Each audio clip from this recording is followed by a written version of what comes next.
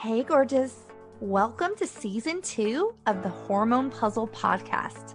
I'm your host, Coach Kayla Smith, CEO of the Hormone Puzzle Society, a women's health hub for fertility, hormones, and the business of coaching, creator of the Hormone Puzzle Method, an infertility warrior, 2-time boy mom, and women's health expert. This podcast is for women struggling with infertility, painful periods, terrible PMS, or really just any symptom of hormone imbalance that they are ready to eliminate for good. Tune in weekly as we interview amazing experts in the fields of women's health, breaking down those hormone walls, nerding out on nutrition, and having way too much fun. Whether you're beginning your journey or you've been struggling for years, we're going to finally help you put those pieces of your hormone puzzle back together so that you can get pregnant and eliminate those pesky symptoms for good. Are you ready?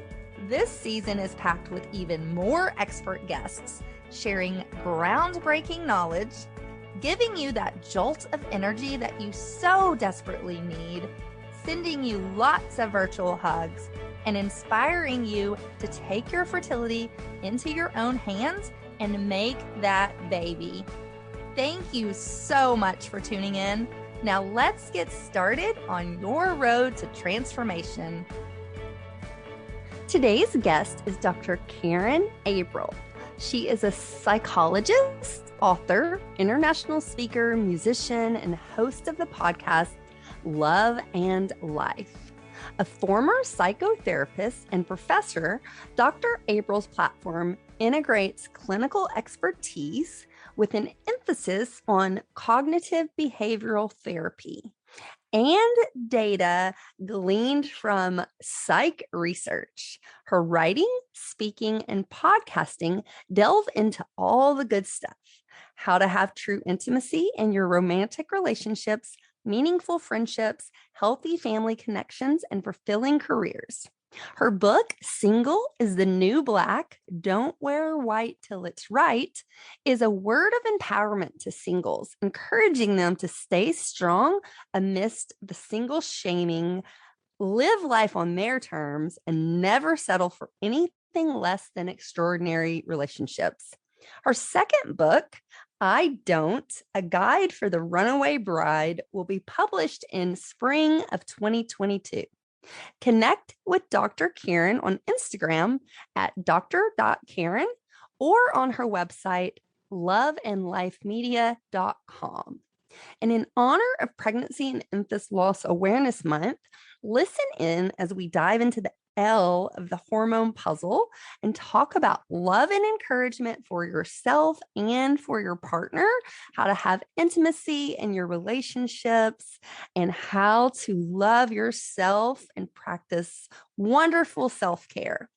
All of this and more on today's show. So without further ado, let's welcome Dr. Karin to the show. Hey, Karin, welcome to the show. Thanks so much for being here. Oh, thank you, Kayla, for having me. I'm really happy to be here and connect with your community. Yeah, I'm super excited about our conversation.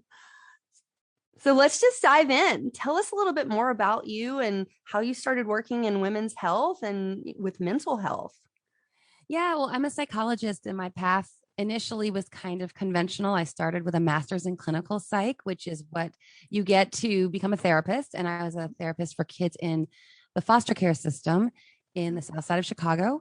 Did that for several years, working with children and adolescents, which, as you can imagine, they don't get into child welfare, into the system because they've had some great, lovely childhood. They've had a really rough childhood and a lot of trauma and really some really horrific stuff. At 24 years old, I was out there with my degree, going to save the world. And yeah, like we do when we're young and enthusiastic. So I learned some things the hard way, as we all do again. I then moved, I did a year of volunteer work in West Philadelphia. So I had a heart for urban communities, and that's just where my passion was. But I also realized that I was kind of the weirdo who in grad school, I actually liked giving the class presentations. So it's funny. So I was a therapist and I loved that work, but I also kind of was itching to do a little bit more schooling and also thinking about the idea of being a college professor, because I was like, I love getting up in front of people and talking about this stuff that maybe some people think is boring, but I'm going to make it interesting for them. So went back, got my degree in developmental psychology now, and looked at identity development and family relationships. And that was what my dissertation was on. Then I was a professor for 5 years at Chicago State University, which is an urban school. And then I was a professor. I moved to Concordia University, just in the outskirts of Chicago. And I was teaching people who wanted to become counselors themselves. So now I was using what I'd learned as a therapist and teaching those who want to become counselors in the school setting or in the community mental health setting. Along the way, my professional life is going great, exactly as planned. Personal life was a little bit dicier. So, including calling off an engagement 2 months before the wedding when I was 34, because I realized I was in the relationship for the wrong reasons, just because it was time and I wanted to have what everyone else wants, or most of us want, I should say. I wanted the family. I wanted to meet my person and have kids and the white picket fence, and realized I couldn't live a life with someone who was a really great guy, but not my guy. So that kind of ushered me into another space where I started thinking, what are the messages we're telling women in particular as the woman, right? But also men and all of us about partnership and connecting. And are we doing some of these things because we want to check that box and hit that milestone at the appropriate time? And I would go to the self-help section and look for books and sometimes feel rather discouraged and didn't love the disparaging messages that were coming at me. I'm trying to figure out, okay, how can I date better and be smarter about this? And I'm a psychologist, so of course I want to avail myself of all the research. But a lot of the authors, and I think they had the best of intentions, but a lot of what they had to say was, yeah, you're doing 5 things wrong and just change these 5 things and Mr. Right will show up. And I thought, well, I'm flawed like any human, but I don't think I'm any more flawed than my happily married friends. I think timing plays a part. I think our own growth and development and just life twists and turns. So I was frustrated one time. I told my parents, I was like, I go to the self-help section, I feel worse. I think I don't think that's the point, but I think there should be another message. And my dad was like, well, you're a psychologist. How about you write the book? Which, again, long story short, way too late, but that got me into the space of dating, relationships, marriage. And I wrote my book, Single is the New Black. Don't wear white till it's right. Obviously, integrating my professional experience, the research that I had encountered, and also a bit of my own personal journey, almost marrying the wrong person, a great guy, but not the right guy for me, and trying to encourage women in particular, again, because I'm a woman. So I kind of come from that vantage point, trying to encourage us to stay true to ourselves, to believe in ourselves, to not settle for anything in life, and certainly not when we're looking for our person. Let's not settle for anything mediocre. Let's shoot for something extraordinary. So that got me into social media and where we met. And here we are. Oh, I love it. I love it. And that's so crazy that you say that. I actually called off my engagement as well for my wedding. I was 30 years old and thought it was the end of the world. And then a year later met my husband that I've been married to for 10 years now. So everything happens the way that it should. But I can definitely relate. I honestly, whenever I meet another runaway bride, I'm like, okay, you get it. Cause it's not the most common thing. And people are kind of intrigued because I think, unfortunately, sometimes people push through because, the date, and we've put down the deposits, and grandma's flying in from California, and it's taken on so much momentum. They don't feel that they can stop it. And I interviewed a lot of women about that for another book I'm going to be publishing soon about calling off the wedding. And it's really sad to hear because I felt like a basket case. I felt like a train wreck and a disaster. And I know you can relate to that feeling of like, what just happened that I called off this massive event and my life was on this track and now it's in another direction. I felt like a train wreck, but a lot of people were speaking words into me that they're like, you're courageous. And I was like, no, I was a disaster. But eventually started believing that, wow, it did take some courage. And I'm thankful I had it. Because as you say, when you meet the right one, all those, is it cold feet or is it jitters? they're not there because you're with the right Right. person. And there may be more challenges with that particular relationship, but you have that faith and that trust that together as partners, you will be able to climb that mountain together and face those challenges together. For sure. For sure. And it was the best decision now looking back that I have ever made. Yes. So, Yes. Oh my yeah, gosh. for sure. So let's talk about something that you say, how to have true intimacy. So how do we do that? How, now that we have found our person and, we're married and we're in this loving relationship, and how do we just really strengthen that intimacy and that bond? So I'm a big advocate of something that feels a bit counterintuitive, that true intimacy really starts with yourself. And I don't even mean the cliche, you have to love yourself first before you can love anyone else, which, I mean, there's truth to that, of course, but it gets to be kind of a pat answer. And again, women who are single, they might hear, well, you don't love yourself enough. That's why you haven't found anyone. I kind of take issue with that. It just, it's a little formulaic. But when we're talking about intimacy, and this goes back to developmental psych, in fact, Erik Erikson, who is one of the founding fathers of developmental social emotional transitions, is his theory. He talks about we have to have an identity in place before we can have true intimacy. So really our intimacy starts with ourselves, knowing ourselves, understanding ourselves. And I take it a step further. And sometimes people give me a little pushback, which is fine. We all have our perspectives and our vantage points. And I think it makes a more robust and interesting conversation when we have a little iron sharpening iron. But I believe that as a wife, the most loving thing I do for my husband is take care of my own emotional needs. That our intimacy is stronger because I don't look to him to fulfill me, to define me, to make me happy. I own all of my emotional health. And then he does the same. And then hand in hand as partners, we share our experiences with neither one looking to the other to make me feel okay right now in this moment, validate me, make me love myself through the fact that you love me. I don't think that's loving at all. In fact, I think it's actually pretty abusive. Maybe that's a strong word, but it's not healthy. It's definitely dysfunctional to my mind. And a lot of people who come from the camp of, well, you complete me, or my better half, my other half, I was walking around with this massive void until you showed up. They don't like that perspective. But since you asked me, that's my opinion on it. I think we have stronger, more deep and genuine intimacy when we are meeting our own needs emotionally and then connecting out of choice, out of desire, because I want to be in partnership with you, not because I need you to make me feel okay about myself. For sure. And I completely agree. And I think that's a lot of pressure to put on the other person when you are their whole world. Like, you have to have your own stuff going on and you have to take care of yourself first before you can, be in that partnership or be in that relationship. So I completely agree. And I think we can even take that a step further when you're going through infertility. You really need to focus on making yourself okay with it before you ask your partner to kind of step in and help you and carry you along through that. Do you agree? Oh, I do. And I actually have a personal experience with that because when we got married, I was 42. So already the fertility window, I was at the upper stage, and we recognized that my husband has 3 kids from his first marriage. And we tried, and in fact, his doctor, he had a vasectomy. So he was going to have it reversed so that we could obviously try to have kids. But when he went to have the appointment to consult about that, the doctor said, well, your wife's 42. You might want to go straight to IVF. Do not pass go.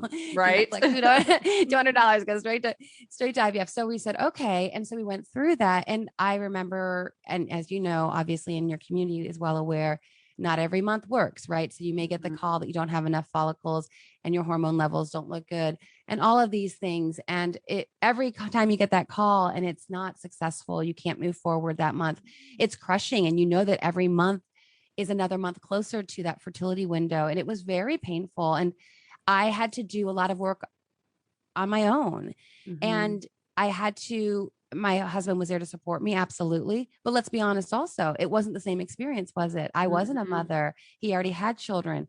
And and I had a choice to make there. I could look at him as like, well, you don't have the same desire to the depth that I do. And that would have alienated our intimacy. Or I could say, listen, I need to own this part of this. And no, it's not the same. Okay, but I chose that. I chose to marry him. And I can't now get into a space of negativity or resentment. That's not loving. And that would sabotage this beautiful gift of this husband, my person that I waited a very long time to have. So I had to deal a lot with that. And so for me, I would go to prayer. I would go to, I'm a Christian. So it would be, God, this month wasn't the month then. And I have to trust and lean into that. And I didn't feel it was responsible or mature or loving, to your point, to put that all on him. And he was doing everything he could anyway, right? He went to get the vasectomy. He was ready to do whatever it took. He ended up having to have, I can't remember, TACI surgery, I guess they call it. Does that sound right? Yeah. And so he did a lot, right? So I couldn't, but I know that sometimes women can, because I deal with a lot of women in this space as well. They can become so focused on that everything else falls away. And getting back to kind of strategies for maintaining our emotional health, no matter what pain we're going through, we have to find that gratitude therein, or else we can turn ourselves over to overwhelming grief and really abandon any sense of joy in our life whatsoever. And I don't think that's a really healthy way to go. Right. I completely agree. And I love that you say that about joy, because I talk a lot about that as well. You know, even though you're going through this really difficult time and it kind of consumes you in a way, you still have to find joy through this process, because if you don't, it will just swallow you up and you'll be frozen. So how do we do that? How do we find joy in this process and in just our everyday lives? You know, everything that's happening right now with the world, how do we find joy through all of this? Yeah, it's daunting. It's very daunting, and it's not easy. And that's why it's interesting. When I was little, my dad used to tell my brothers and me, when we would be griping about whatever kids gripe about, he'd look at us and he'd say, "Get happy." Right. I love it. Get happy. You know, it's that simple, right? Right. I remember as a child, of course, like, what are you talking about, Dad? I can't get happy. I'm miserable, blah, blah, blah, whatever. And then I start, as I talked about earlier, I start my master's program to become a therapist, and the person-centered orientation of therapy, which is humanistic. It's Carl Rogers, and it's very find the feeling, empathize with the client's feelings. So very much in touch with your feelings. And so I remember taking that class. I'm like, I don't know how my dad could ever tell me to get happy. Feelings are overwhelming. You cannot control them. Then I take my cognitive behavioral class. It's a different orientation. And now we're talking about how thoughts fuel feelings. And the feeling is going to be stoked, and it can be exacerbated, or it can be, you can keep it a bit contained by virtue of what you allow to happen in your mind, in your headspace.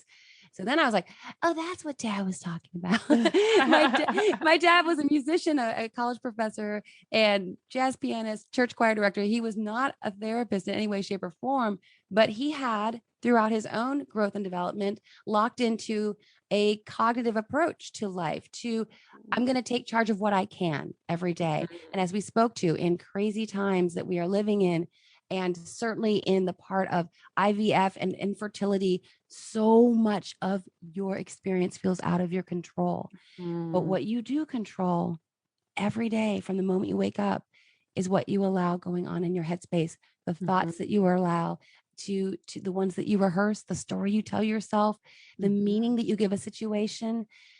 And even the most painful situations, you can find joy therein if you don't allow your thoughts to become overwhelmingly negative. I'm not saying it's easy. I'm making it very simple, but simple and easy are not the same thing, are they? Right. It's not easy, but it's a discipline like any other discipline. And if we have that goal of trying to maintain peace to some degree, trying to maintain joy throughout painful valleys that we are going to all face. If it's not infertility for one person, it's going to be something else over here for them. We will face them if we want to try to maintain that joy. To my mind, the best way to go is to look at the thoughts that you're allowing to permeate your mindset and take charge, dispute them, change them, alter them toward a more positive direction.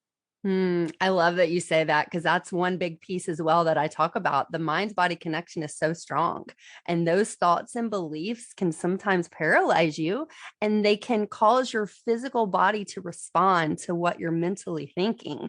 So it's so important. And not that I'm saying don't ever have these thoughts. Obviously, infertility is tough. The state of the world is tough, and you're going to have thoughts. You're going to be sad. You're going to have, negativity, but let's not linger there. Let's switch that around and figure out how we can experience joy, how we can experience gratitude, and how we can kind of move through that.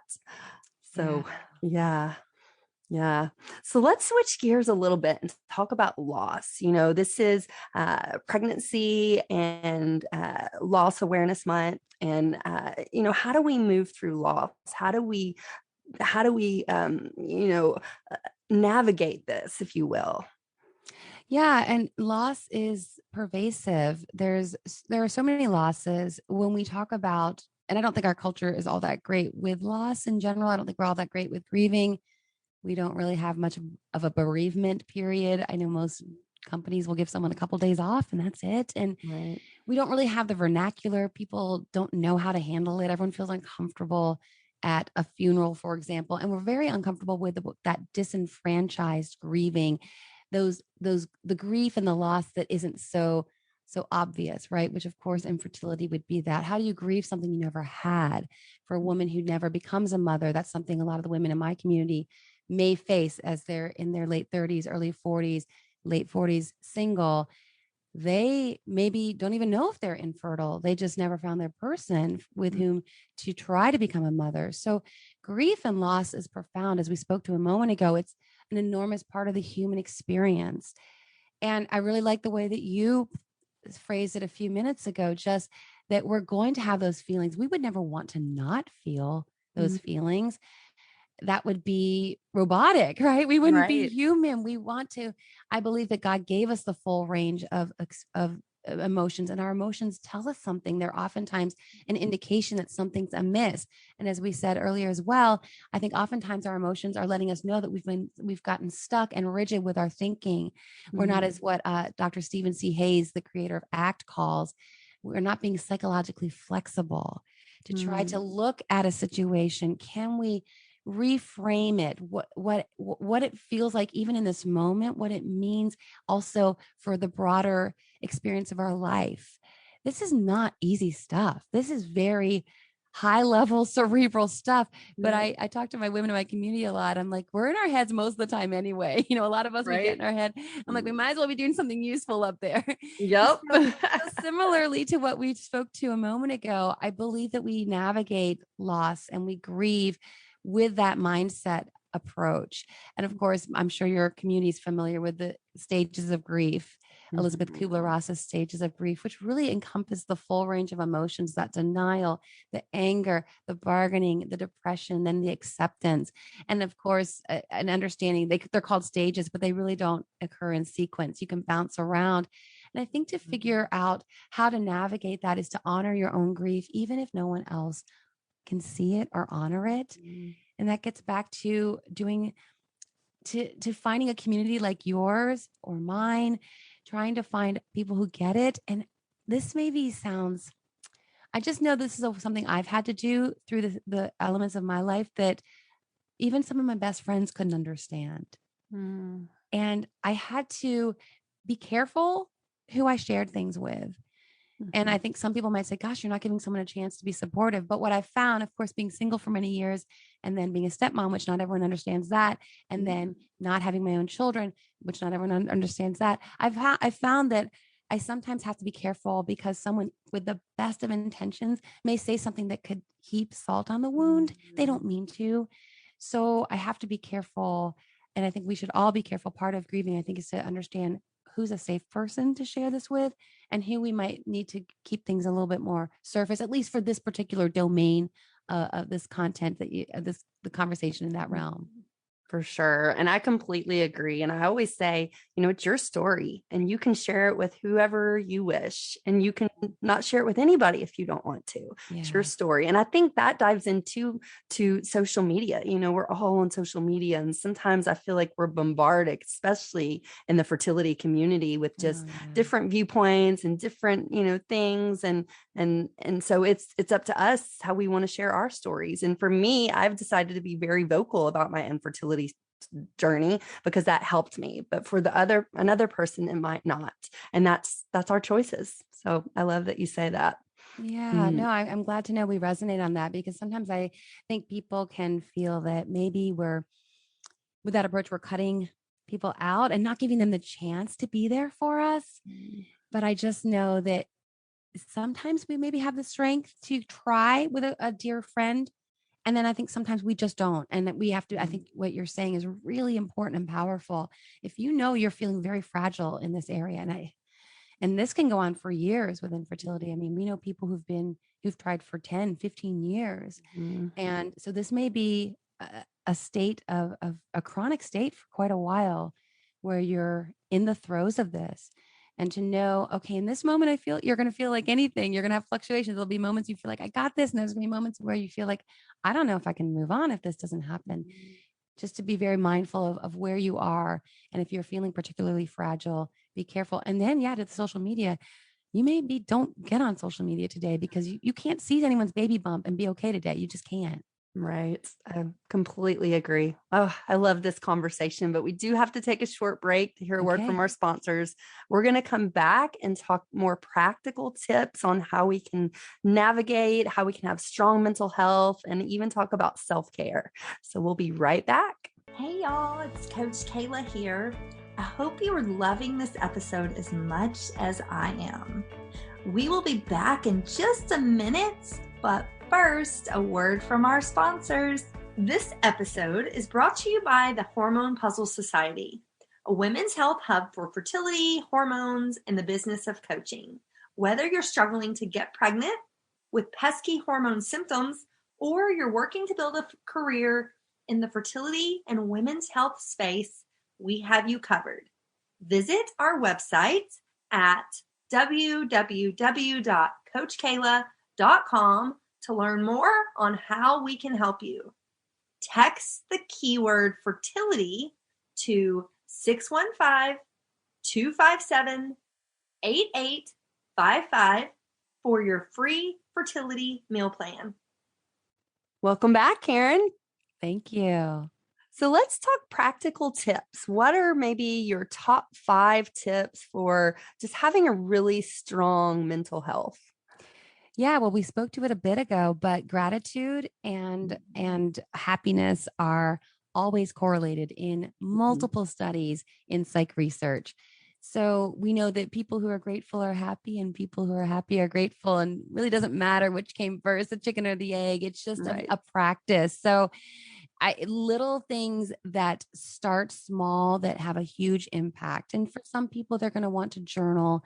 For other people, they're going to have a mantra in their head that when negative thoughts or negative emotions come in, they can go to that mantra of gratitude. For me, I am not a morning person at all. I wake up crabby because I'm just a night owl. So I try to right away, I just try to give thanks that I am healthy, that I made it through the night. Someone didn't make it through the night. Someone isn't going to be able to bounce out of bed and walk to the bathroom to brush their teeth. They have to get in a wheelchair. I mean, things that people take for granted so often. The psych research supports that we absolutely will be happier and more mentally healthy and strong if we have a practice of gratitude in some capacity. I love that. And I'm the complete opposite. I'm like a morning person, my eyes open and I'm like, oh, I can't wait to start my day. Yeah. But I'm also in bed at like 8:00. As soon as the boys are in bed, I'm in bed. Yeah. Yeah. No, early mornings. I envy people, because really the world is more created for those with that circadian rhythm. There's actually research that shows that we all start what they call larks, they're morning birds. As infants, they're up at like 5 a.m. right? Yeah. And then in adolescence, and you would know due to hormones, most shift to becoming night owls. Mm. And then half of the population shifts back to a circadian rhythm of being a morning person. And the other half of us struggle because, because we are night owls. So yeah, we have to, I mean, for me, it was actually when I was a professor, my second position, as I mentioned earlier, I was teaching grad students. So they were taking evening courses. That actually worked really well for me. I was teaching courses. They were in a cohort model. It was from 5 to 9 in the evening. And that was perfect for me. So wow. Sometimes we can help find a way to have our lifestyle fit our circadian rhythm. I love it. So let's talk about partner connection. That's one of the pieces of the hormone puzzle and how to have a good partner connection. So what are some suggestions there? Maybe your top tips for that? Yeah, well, people always talk about in this space communication, and I'm a big fan, of course, of communication, but I'm also a big fan of understanding the way you communicate. Sometimes people, they think, well, I just got to get this out. Like, I just can't let it fester and stew. I have to get it out. Okay. But let's be careful about the way that we communicate. Are we presenting to our partner information in a way that he or she can hear? Does he have ears to hear me right now? Or am I coming guns blazing, coming out full throttle? And so again, it's about that maturity to me and that discipline. And so some people who come from the camp of like, you got to speak your mind, you got to get it out. It's a catharsis. Well, again, is that loving to your partner to just have, just this outpouring without being measured? And I again, loving in the way that you communicate. I don't think it is if we are just dumping on our partner. And to the better we know ourselves and our partner. So for me, I am, I had two older brothers, so I was picked on a lot, right? It's just that, I mean, of course, and what didn't kill me made me stronger. But but when I was looking for a partner, I wanted someone who wasn't like, yes, Dan and I, my husband, we were playful, we tease each other, but he doesn't pick on me. And I dated guys in the past, like the guy in third grade who had a crush on you and he'd pull your braid or your pigtail. Right. Like I didn't go for that kind of communication. Like, show me you love me in a different way. So knowing the way that I want to be treated and communicated to, and then recognizing if I want that from him, I need to give him the same. So again, it's a discipline. And it's interesting because I think when we're younger, we go through that phase of wanting to toss out discipline and we want to be free. And I think the older I get, and we've spoken to it quite a bit even today, the more I want to look at discipline as actually a way to be free. I'm free to communicate authentically and honestly with my partner if I have the discipline of loving him enough to know he will hear me, and the communication process will actually be successful and effective if I love him enough to frame it in a way that feels that I'm not coming at him. I'm not being combative, that I'm communicating a problem that I'm asking for his support in, and we can solve this together. I love that. And I find that my husband listens better when I come, when I'm framing it in that way versus just like you said, just dumping like, la, la, la, la, la. And he's like, what? In one ear and out the other kind of thing. Well, there's research that shows that, and I need to dig a little deeper on this just to see, but there are, if we get too high pitched, that men really can't process the frequency. Have you heard that? Right. I don't know if it's true, but I've heard that. It's very interesting. Yes, another trick that is a little bit gender stereotypical,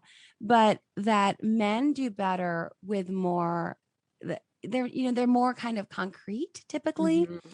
And so a trick I heard actually from my sister-in-law, dealing with loving my brother for all these years. And they have a wonderful marriage. So it's just funny, the word that popped out. Yeah. But she said she learned that when she would want to get information from him, like when she was saying something and then wanting more of a response than he was giving, and he's cerebral. And so he was probably processing, but she was ready for a little bit of feedback, that when she said something like, how do you feel about that? That was not as it was more effortful, the communication process. When she just a little word choice switch, she went to, well, what do you think about that? He was able to access the thoughts, which of course then, as we talked about earlier as well, lead to the feelings. So she was actually able to get the information she wanted when she framed the question in a way that was easier for him to go, oh yeah, well, here's what I think. Because his thoughts were more accessible readily feelings for some men, again, I don't want to be stereotypical here, but we all know for some men, those feelings aren't quite as accessible on the regular as they are for many of us women. For sure. And I find when I say that to my husband, like, what do you feel about that? He'll be like, I don't know. And when I say, what do you think about that? He'll be like, oh, well, blah, blah, blah. Right. Exactly. Yeah. Exactly. I love it. I love it. And I think this ties into thinking about the 5 love languages. What is your partner's love language? What is your love language? And kind of knowing that. Would you feel comfortable going through those briefly? Like, what are the 5 love languages and how do we kind of access that? Yeah. And that's a really fun tool that, I'll be honest, when I first came across that book, and it's kind of a classic now, everyone in the dating, relationship, marriage space will talk about it because it's so profound. And I thought it was like, well, it seems kind of, I don't know, basic. No, it is not. And it's really fun to take that. You can go online and take the quiz and find out what your love language is and then what your partner's love language is. It's a really fun thing for couples who are dating to do so they can start to better understand, again, as we talked about with communication. And now with the way that your partner wants to give love, our default mode is to go, if I love being loved a certain way, then that's my default mode. I assume that my partner wants to feel loved the same way, but that's not necessarily true. And one more to hype this up. One of my best friends was in marital counseling, maybe, I don't know, 10, 15 years into their marriage. And she's like, this pretty much saved our marriage because we were just missing each other, always missing each other with the way that they were expressing love. So the 5 love languages, it's from Dr. Gary Chapman, and it's words of affirmation is one, physical touch, acts of service, quality time, and I think it's gifts. Thank you. Yes. See, that's not my love language, so I totally forgot about it. Thank you for coming in there. Yes. Yeah. So, and my husband and I, we are so lucky. We took it. I remember we were flying somewhere when we were dating, and I was like, let's I pulled out the book. Let's do this quiz, and we're the exact same. So we're both physical touch and words of affirmation, which makes it so easy. But it doesn't have to be hard, even if you do have different love languages. Just knowing them, and so say that you love words of affirmation, but you find that your partner loves acts of service. So instead of giving that word of affirmation, maybe think, oh, wait, he was going to pick up the dry cleaning and he wasn't able to because he got too busy. Let me just run out and grab the dry cleaning. That act of service is going to communicate that love that you desire to express, and he will be able to receive it and feel it in such a more profound way. I love that. I love it. And I think mine is acts of service and his physical touch, but he also likes acts of service because he likes when I do stuff for him. Yeah. I kind of like take care of him when he likes that. Yeah. Yeah, for sure. And usually they have you consider the top 2. So you find out your number 1. And I can't remember if we were the exact same or if we were flip-flopped. I think I was maybe words of affirmation and then physical touch, and he's physical touch. I think a lot of guys are actually. Yeah, right. And then words of affirmation. Yes, I love it. But that's it's a lovely model that's really impactful, and like I said, it's saving marriages. So worth digging into, and super fun to take the quiz. Yes, for sure. I love it. So let's go back a little bit and talk some self-care. It's so important to take care of ourselves and to really put ourselves first before, you can't take care of somebody else before you take care of yourself. So what are some of your favorite self-care practices? Yeah. So I think the ones that are kind of obvious, which of course, like go get that mani-pedi and get that massage. Yeah, for sure. I think those are all really important.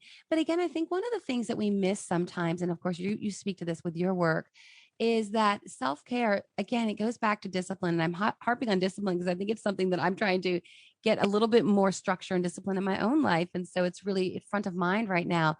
But so things that we can, and this again goes back to acceptance and commitment therapy, which I love. I mentioned it earlier, but it looks at our values. And so when we clarify our values and then we surround our life, making sure that we are taking committed action, as ACT, they put it, in the service of our chosen values. It helps us move through things that may be hard to do, but we know we value the outcome, so we push through. So for the women in my community, they're like, I hate dating apps. They're horrible. I don't want to go on them. But their value is to find that partner, and that may be a useful tool. The dating apps it can be dicey out there, but it may be a useful tool. So understanding your value and then giving yourself that little shove to move through. So for self-care, again, thinking about discipline, like, this afternoon, I'd probably prefer to go get a mani-pedi. That could be self-care, but also self-care might be hopping on the Peloton bike and getting my workout in, right? So I can get those endorphins kicking in. I can give my body that boost. I can make sure I fit into my jeans in a month when fall kicks in, right? So those kinds of acts of self-care, I think, are the ones that are less obvious. And I'm all for the mani-pedi and the massage. Don't get me wrong. But I also think as women who want to, as your work does, be holistic in how we thrive in life, we will feel those benefits of self-care, committed to our exercise, committed to our nutrition.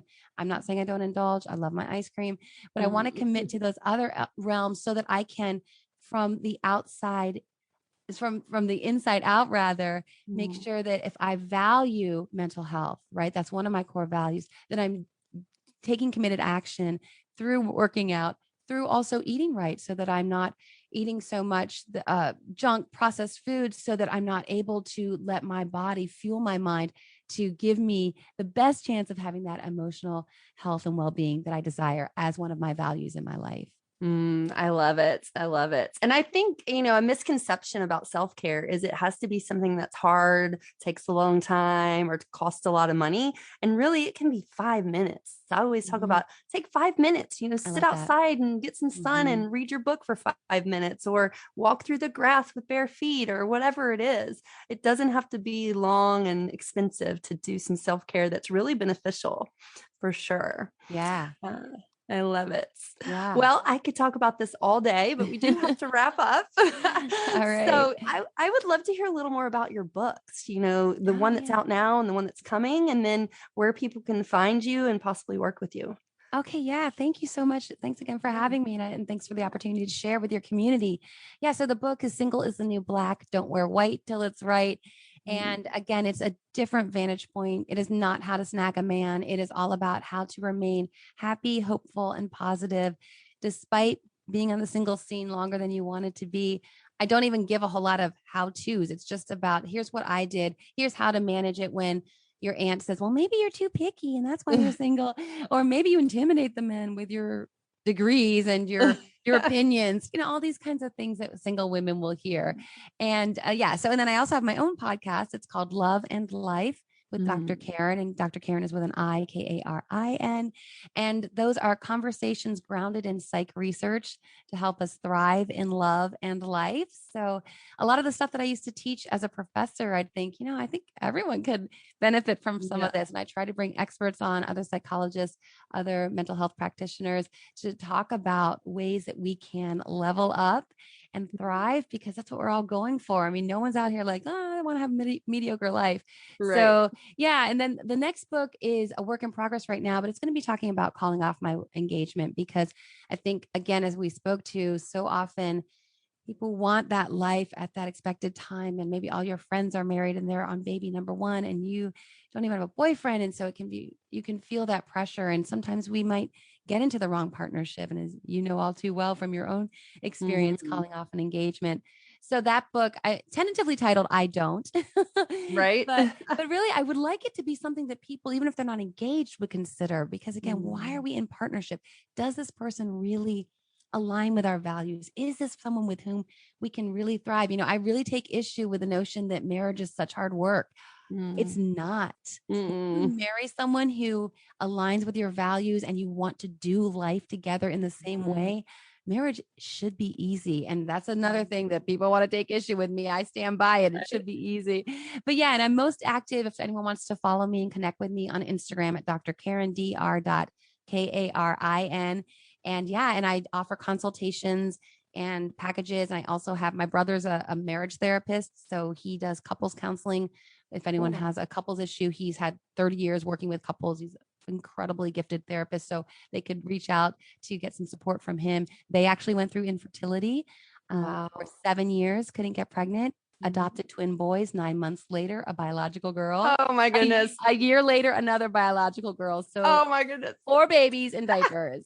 I love it. Oh my gosh. Praise God, right? Right. I hear that so often and it's just crazy, but oh my God, praise God. Amazing. Yeah. So anyone who's struggling with infertility, and again, he wrote a book called Answers in Abundance, because obviously there were abundant babies at one point, but that's also something and you would probably know from your work as well. Sometimes men don't feel they have someone to talk to. Men don't share about this maybe as often and as readily as women. So if anyone in your community has a husband who might want to talk some of this stuff over, my brother would be a great resource for that. I love it. And we'll have all that in the show notes. Okay, great. Sure, so people can find it really easily. So Karin, it's been a pleasure. I've had so much fun getting to know you and have you on the show. So thank you for being here. Oh my gosh. The honor and the pleasure is all mine. I really appreciate it, Kayla. Thanks so much. I love it. And I would love to hear, before we close, any final thoughts, any words of encouragement, anything you want to leave our audience with?